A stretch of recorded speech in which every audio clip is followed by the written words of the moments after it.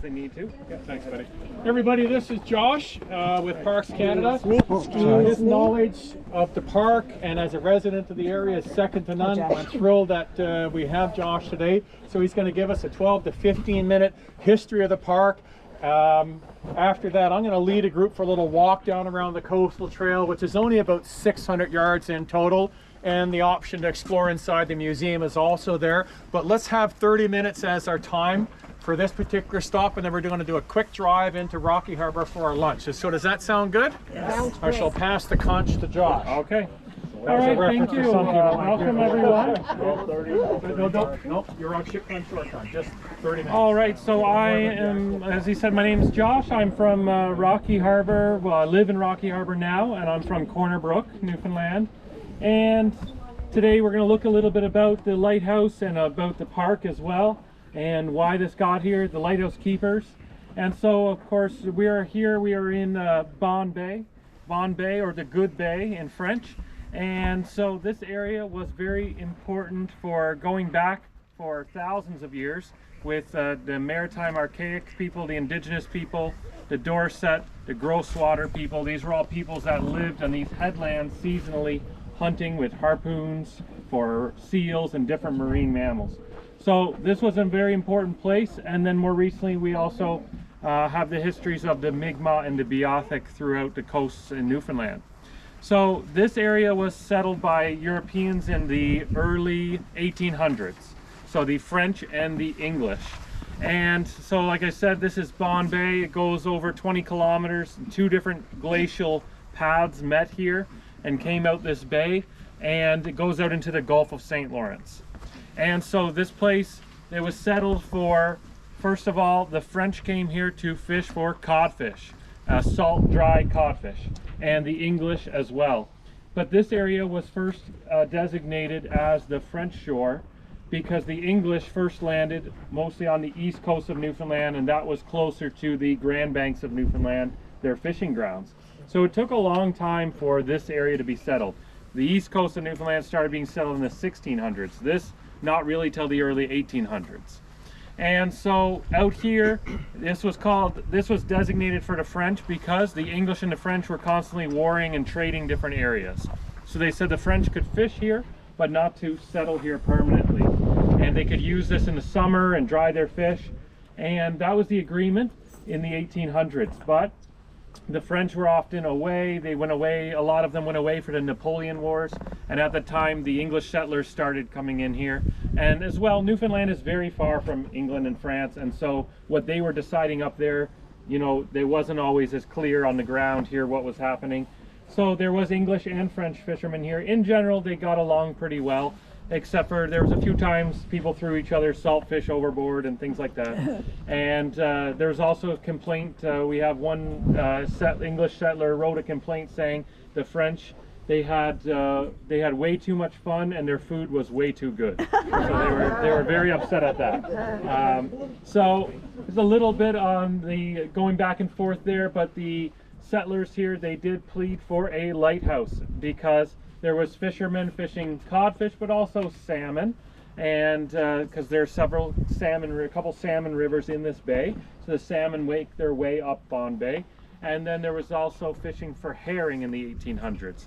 Even herring schooners from England, France, Portugal, even the Americans came up with schooners fishing this bay for herring. Herring was often salted in barrels and used as bait for other fisheries like lobster, and other times that they would need to put baits on hooks, even for trawl lines and all of that. So this area, they pleaded for a lighthouse. At first, all they had was a kerosene lamp in somebody's window in near the shore, and that would guide the fishermen home. And there was also, so everybody would donate oil to that lamp and keep it going. There was also a pulpwood operation in Lomond, which is a old company town inside the bay here. And so that had massive ships going in and out for lumber and pulpwood, which would be brought all the way to Europe. And then as well, we also had a coastal boats going along here in the Gulf of St. Lawrence, because the coastal boat was the link to the outside world. There was no highway here till the late 1950s. So even in 1950, if you came to this area, it would look like mainland Canada in 1850. There was no power, no electricity, no running water, very isolated, just a once a week coastal boat with supplies. So for all those reasons, a lighthouse was important. And so they pleaded with the government in the late 1800s, and this lighthouse was built in 1897. And this was built by the Canadian Coast Guard, even though Canada hadn't joined us yet. They didn't join us until 1949. They didn't join Newfoundland. And so, yes, so they eventually decided to join us, of course. But at the time, this was a Canadian Coast Guard light, and that's because this is an important light going into, as well, into the Gulf of St. Lawrence and the St. Lawrence Seaway. So it's a system of lights going in there. So in 1897 they built it, and 1898 it was operational with the first lighthouse keeper, Robert Lewis. And Robert Lewis was here just 4 years. He was an elderly gentleman. He was a master mariner, a sea captain, and he passed away. And so him and Sophie were here, but in 1902 he passed away and they needed a new light keeper. So they got William Young, and William Young was from near Woody Point on the other side of the bay. And William was also a sea captain, but he had lost his boat. He lost his ship in a shipwreck. And even in those times, even a good sea captain could have a shipwreck in Newfoundland because there's such rough water. And so he needed a job, and he needed to pay back his creditors. He took this job and he kept it for 39 years. He kept it for the rest of his life. So William Young was here, and William and Esther, and they raised 8 children here. And so he was here till 1941 when he passed away. Now, one of his children was Annie Young, later Annie Walters. There's a little bit about her in the exhibit, and she went alongside to sing alongside Bob Dylan in the Newport Folk Festival in 1965. Wow. So he sang alongside Bob Dylan, and they believe some of his songs are influenced from Annie Walters, formerly Annie Young. So that's a little claim to fame there. Another one of the kids was George Young. George became the next lighthouse keeper. So when his father passed away in 1941, George took over, and George was here for 29 years as light keeper. He was his father's assistant before that, so really he spent most of his life right here. And so George and Mildred were here, and they raised 6 children here. And you know, this building, when you go inside, you're going to notice it's quite big. Well, William, George's father, actually doubled the size of the lighthouse. With all the kids they had, he did a lot of renovations. The original lighthouse would have been a lot smaller than this, about half the size. So the house is quite spacious. Also, like myself, William was quite tall, so the ceilings are pretty tall. It's kind of custom made for him. So George was there for 29 years, George and Mildred, until electricity came to Rocky Harbor. So he left in 1970.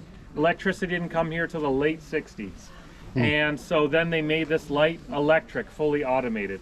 In that time, 1898 to 1970, it was always a kerosene light of some sort with a Fresnel lens. There was different style Fresnel lenses, but they went through a couple.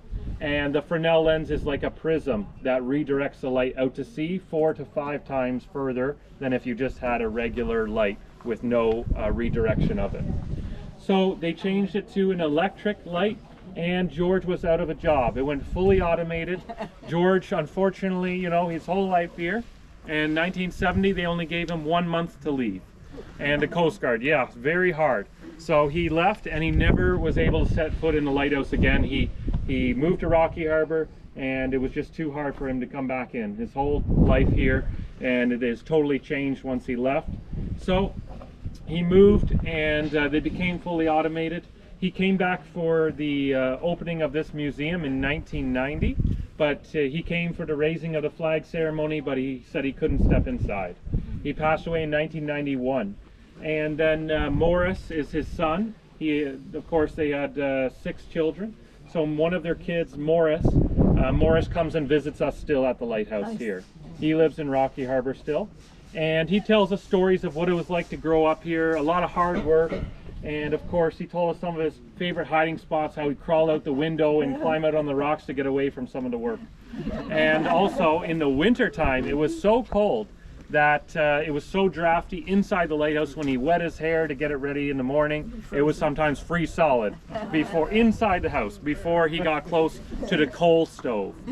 They heated with coal here. They had a coal fireplace, which is original. It's back in the den there, you can see it. And then we have a replica coal stove. They also had a stove. We have a replica of it inside, not the original one, but the fireplace is original.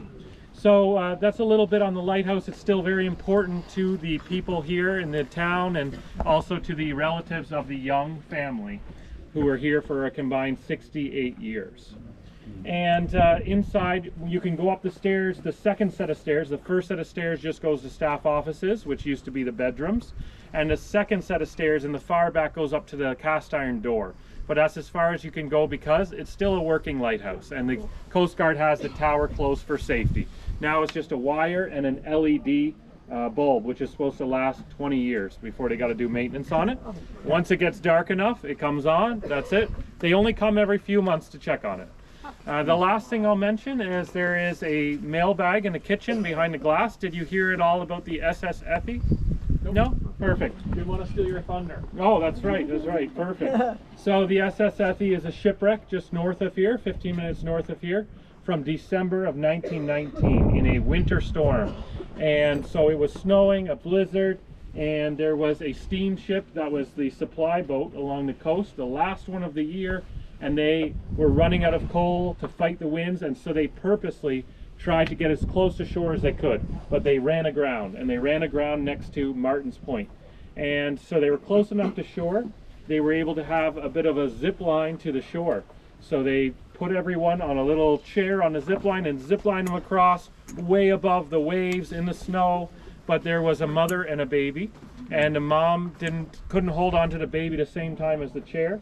So somebody had the idea to put it in a canvas postal mail bag, the baby, and pull it across on its own. So this is what happened. And everybody survived the shipwreck, which is a good story as far as shipwrecks go. And the actual mailbag is in there. Little Hilda Batten, the baby, saved it all her life, eventually gave it here to the museum. So you can see the actual mailbag there. Other than that, I think Michael said he might take you on a trail if you want. There's also the museum inside. We're here for any questions. Thank you very much. Unbelievable. I want to take a picture of it.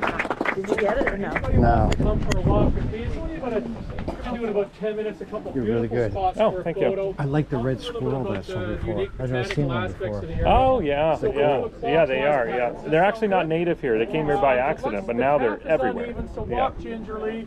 Give yourselves 4 or 5 feet per person, okay? We don't want the domino effect. I live in New One goes Jersey, the whole and it's road. so uncomfortable. I'm thinking maybe it would be a good place to move here. Oh, yeah. You mean like the heat or the Permanent. No, it's the crowdedness? it's the people. Oh, crowded, yeah. Humans generally suck. Oh, right. I want to Okay, go. go. I don't want to fall. I want you to be with Okay. me. See you All later. right. You're up. Still operating.